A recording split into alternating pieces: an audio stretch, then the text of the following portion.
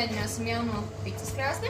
Mums ir tomāti, sīpols, marinēts gurķis, šķiņķītis, sēnītes marinētas un sirs. Un šajā gadījumā mēs izmantosim tomātu mērci karstmaizēm. Man garšo šī mērce, jo viņa padara picu patritīgāku. Man ļoti garšo sirs, kad ir bagātīgi uzklāt uz picas. Tas padara viņu tādu čīzīgāku.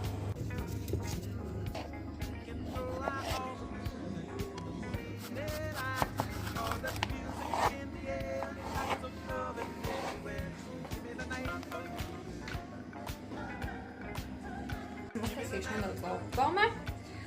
Salikuši visu, ko vien varam salikt virsū, kas nu katram garšo. Otra būs nedaudz no vienkāršota versija. Tur būs tikai tomātiņš, sīpols un gaļa. Nu tā, mūsu mākslas šedevrs ir gatavs, un tagad šim būtu jāceļo uz krāsni. Un tajā tiksimies vēlāk.